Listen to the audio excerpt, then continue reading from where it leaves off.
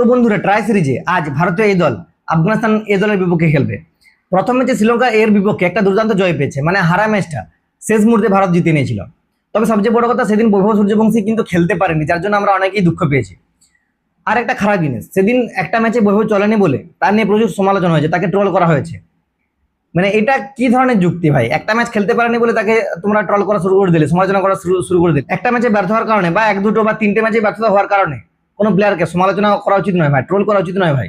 তার কতটা যোগ্যতা সেটা আমরা জানি, সে কি করতে পারে, তার ব্যাট চললে কি হতে পারে, মানে বোলারদের কি দুরবস্থা, বিপক্ষ টিমের কি দুরবস্থা হয় সেটা আমরা জানি। তো সেটা খুব শীঘ্রই আমরা দেখতে পারবো। একটা ম্যাচ হয়নি, কি হয়েছে, পরের ম্যাচে দেখতে পারবো, আজকে দেখতে পারবো। ঠিক আছে, তাহলে কোনো চিন্তা করার কোনো কারণ নেই। আর তার খেলা মানে ভাই ওরকম 110 বলে 100, 120 বলে 100, 80 বলে 50 এরকম নয় কিন্তু। তার ঝড়ের মতো খেলা। আর সেটার জন্যই এক দুটো ম্যাচ অপেক্ষা করলে তাদের কি এসে যাচ্ছে ভাই। তো যাই হোক, ওসব বাদ দাও। আজকে কে কে বৈভবের খেলা দেখার জন্য অপেক্ষায় আছো অবশ্যই কমেন্ট করে জানাও। আর আজকের খেলাটা কিন্তু 10টার থেকে শুরু হবে এবং সোনি স্পোর্টস নেটওয়ার্ক আর সোনি লিভ অ্যাপে। বন্ধুরা, তোমরা ভিডিও দেখছো কিন্তু লাইক করছো না, আমি দেখছি। লাইক একটা করে দাও বন্ধুরা, কি হবে একটা লাইক দিয়ে দিলে। চলো বাই।